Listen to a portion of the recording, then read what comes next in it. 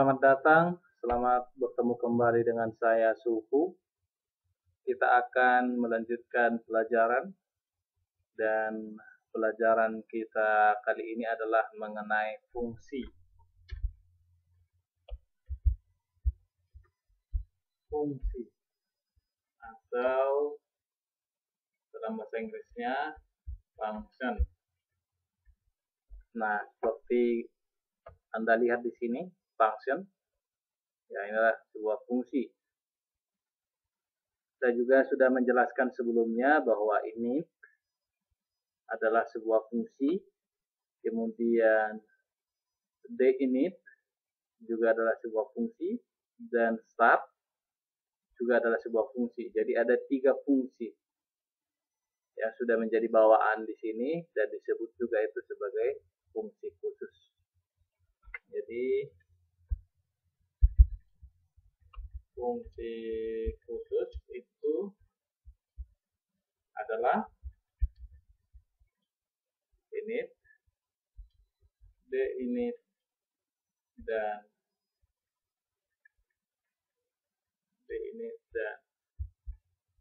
start. Sedangkan yang kita pelajari sekarang adalah fungsi custom function, yaitu fungsi yang kita buat sendiri atau kita setting sendiri ya, kita sendiri. Apa bedanya? Perbedaan dari fungsi khusus dan fungsi custom. Kalau fungsi khusus seperti init ini, sampai ini saya ada tambahkan apa sih, ini yang tidak perlu diperhatikan. Ini hanya untuk alat bantu untuk memudahkan kita belajar. Alat bantu saya maksud adalah ini. Oke. Anda bisa lihat di sebelah kiri ini sudah ada informasi di layar yang lebih besar, sehingga kita lebih mudah belajar karena Anda akan bisa melihat dengan jelas di sini. Untuk fungsi itulah, untuk tujuan itulah saya buat sedikit script di sini untuk menampilkan informasi di layar. Jadi pelajaran kita bukan tentang ini, oleh sebab itu tidak perlu perhatikan ini. Atau kalau misalnya teman-teman mau untuk mencoba-coba ini, nanti ini akan saya lampirkan sebagai file latihan. Dan saat ini kita akan belajar mengenai fungsi. Nah, kembali ke yang tadi, inilah init ini, bagian init ini. Ini mulai dari sini buka kurung kurawal sampai ketemu dengan tutup kurung kurawal. Itulah fungsi dari init yang dijalankan hanya sekali saja pada saat EA pertama kali dijalankan. Kemudian fungsi deinit hanya dijalankan sekali pada saat EA dinonaktifkan atau dimatikan. Dan fungsi start akan dijalankan pada saat ada tick baru atau setiap ada perubahan harga. Dan disinilah yang selalu dijalankan oleh EA. Oke, dan berarti dengan demikian disinilah kode inti dari sebuah EA. Kenapa kita buat sekarang latihannya di init? Supaya karena ini tadi saya katakan bahwa ini akan dijalankan pertama kali saat EA diaktifkan. Dengan demikian kita tidak perlu menunggu ada perubahan harga baru EA kita dijalankan. Tapi dia hanya dijalankan sekali. Tidak apa-apa karena ini adalah fungsi untuk belajar saja. Oke. Saya coba buat lagi init. Fungsi init itu dijalankan sekali saja pada saat EA diaktifkan. tekan. Sedangkan D ini adalah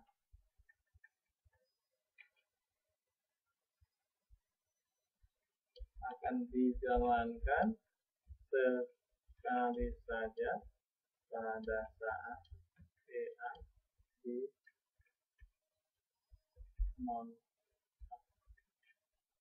dinonaktifkan dan fungsi start akan dijalankan setiap saat bila ada titik baru atau perubahan harga. Jadi bila mana tidak ada perubahan harga, maka yang di start tidak dijalankan.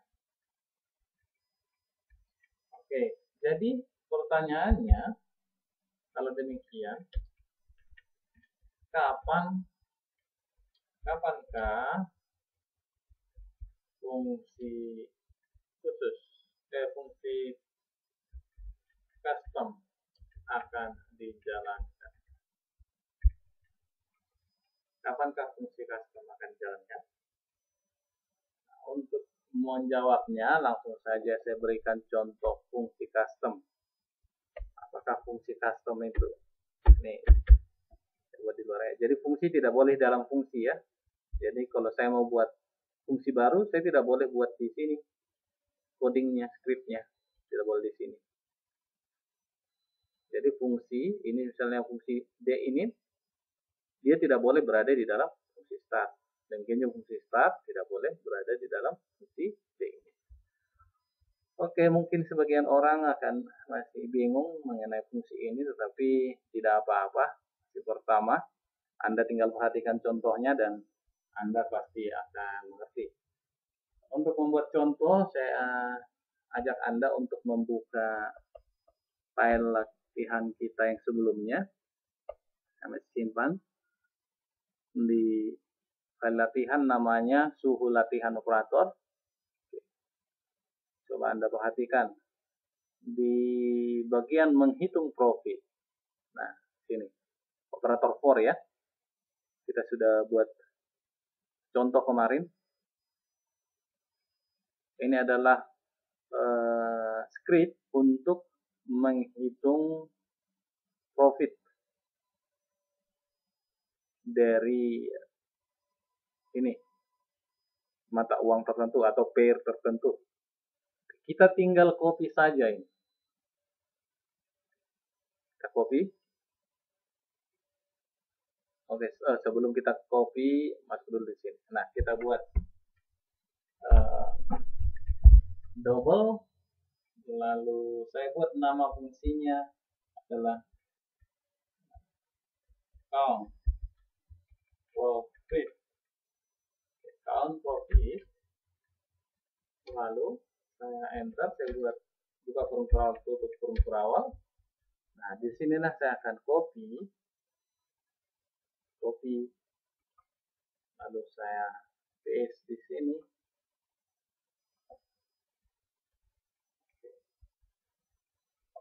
Kita coba lihat. Profit comment saya hapus saja. Kita tidak perlu profit comment dan juga ini tidak perlu. Saya hapus. Seperti itu, ini juga kita hapus. Dan continue kita hapus. Oke, kita ke bawah lagi. Ya.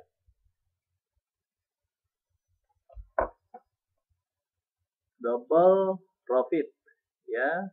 Kemudian for ini kemarin sudah belajar ini ya. Ini tidak kita batis ke 20 tetapi order total. Bila mana teman-teman ada yang bingung di pelajaran ini, lebih bagus untuk kembali ke tutorial sebelumnya supaya tidak ada yang terlewatkan.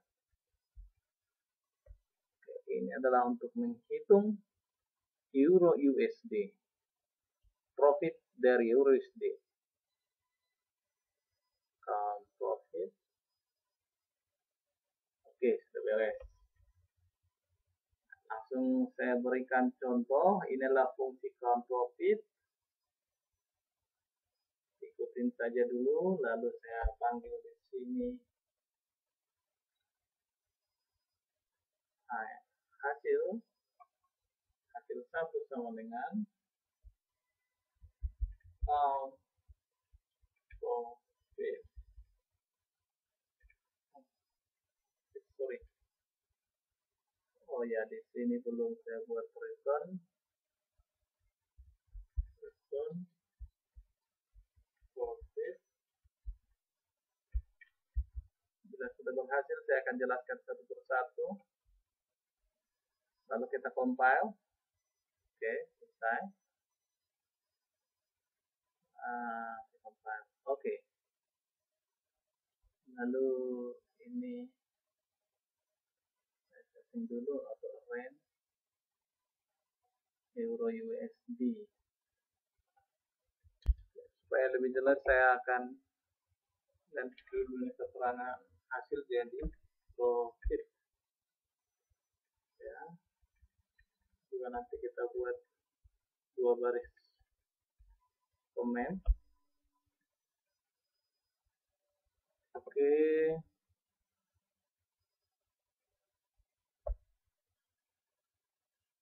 Ya, sekarang kita coba compile. Nah, sini teman-teman lihat profit minus 20 itu dari euro USD. Saya besar dulu ya. Lalu auto range. Oke. Ini ya minus 20 ini dari total dari profit euro USD. Saya coba berikan lagi beberapa order untuk euro USD.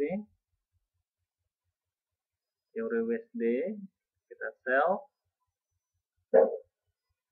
Lalu ada untuk order GU kita buy. Kemudian ada order lagi untuk mata uang yang lain USD JPY buy. Lalu kita tambah lagi euro USD satu lagi buy. Lalu USD JPY sell. Lalu GU kita sell juga. Yap, sudah ada beberapa order. Dan sekarang kita akan mencoba menghitung kembali total dari euro USD. Euro USD, euro USD, euro USD. Oke. Nah, kita compile. Nah, dia sudah berubah jadi minus 6,20. Minus 6,20 adalah, kita coba urutkan.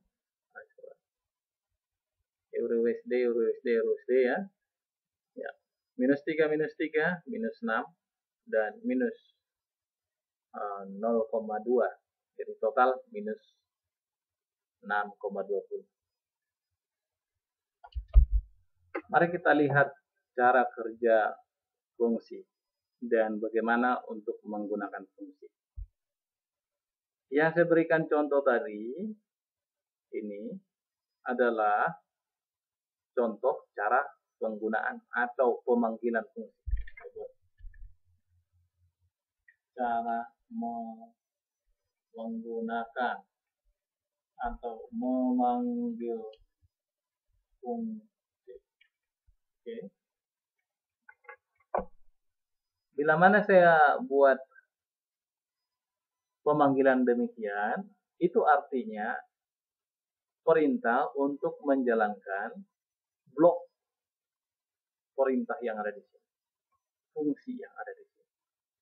Pada saat itu, ketika saya panggil tadi count profit, maka dia akan jalankan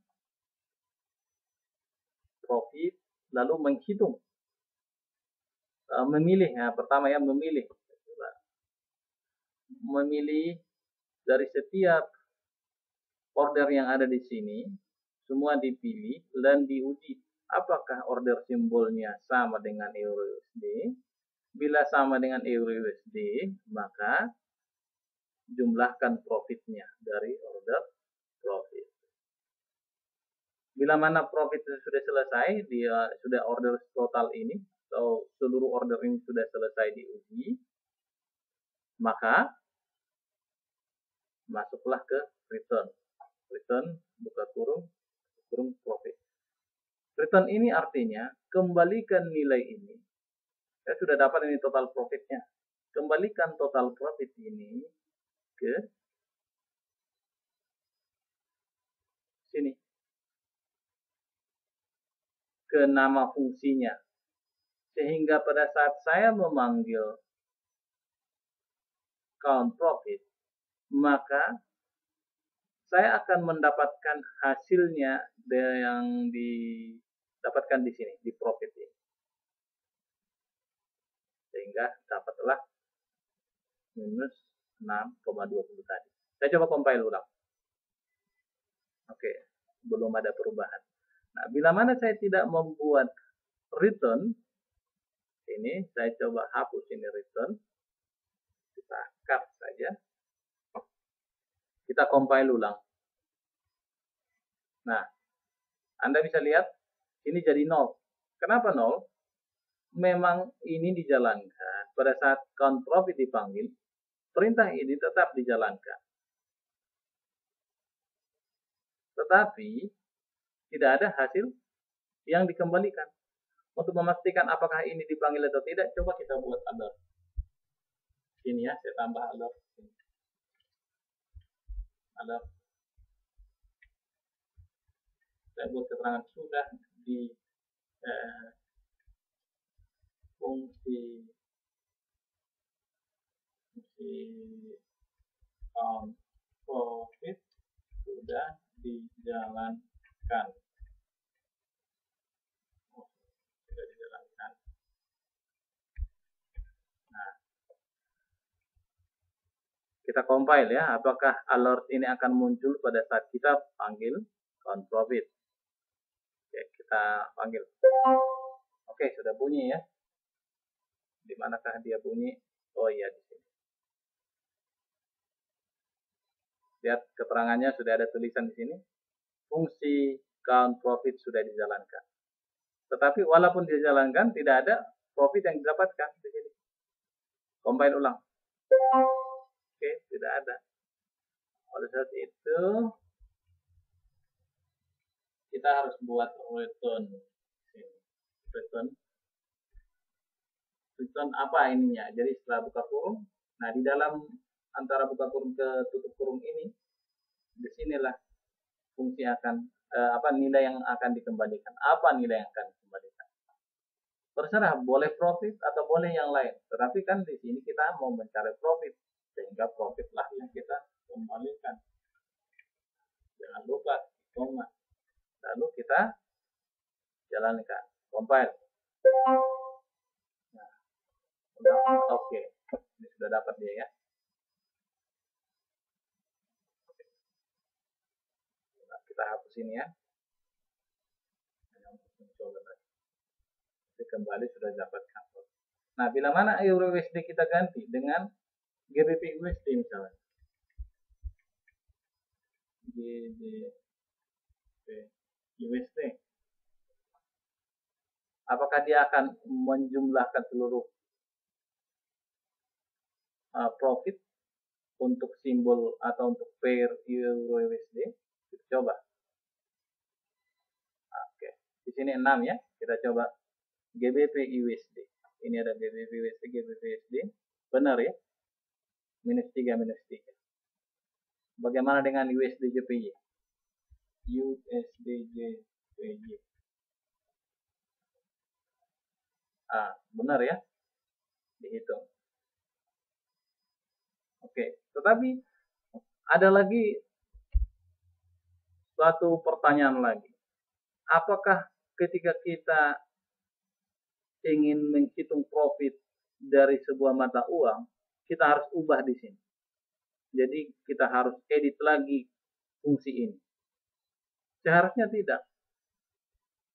Jadi bagaimana caranya supaya ketika saya memanggil misalnya di hasil 2 ini, saya mau buat di hasil 2 ini, oke, ini profit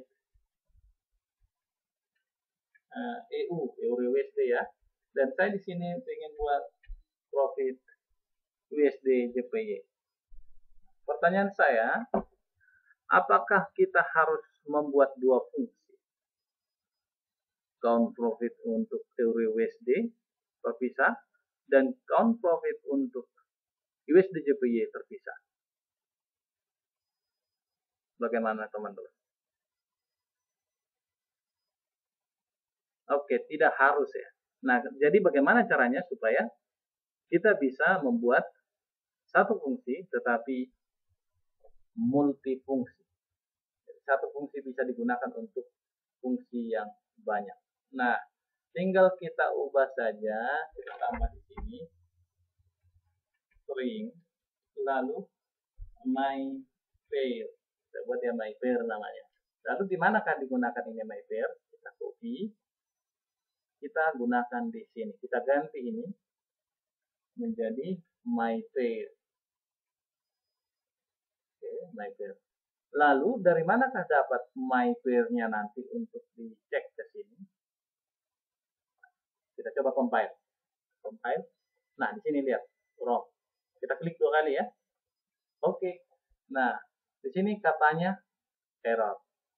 Kenapa di sini error? Karena count profit parameternya ada.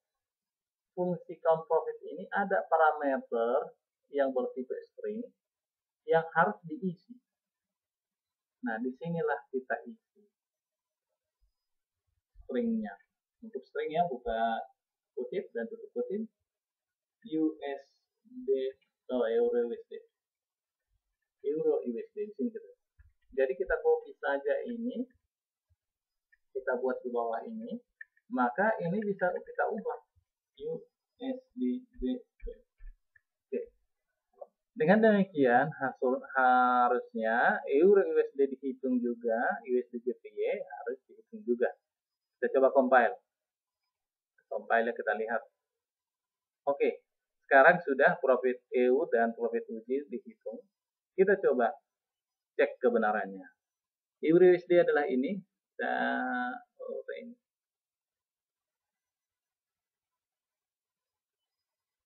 Oke. Euro USD, Euro USD, Euro USD 3. Minus 2, minus 4. Berarti minus 6. Nah, kita compile sekali lagi. Karena kita buat di init, dia hanya dijalankan sekali. Sementara ada perubahan harga,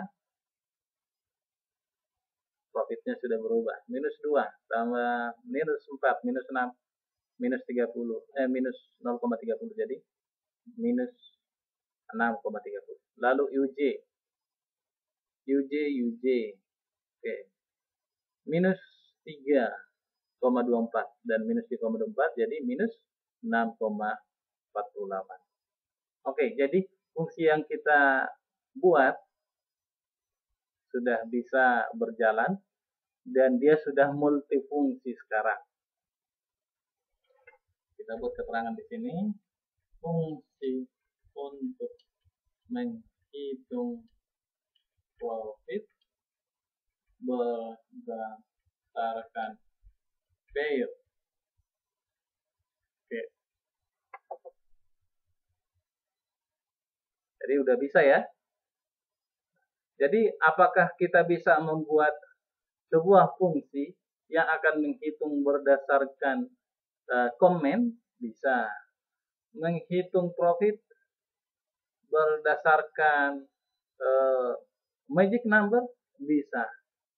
Berdasarkan tipe, apakah buy, total dari profit dari buy, total profit dari stop loss?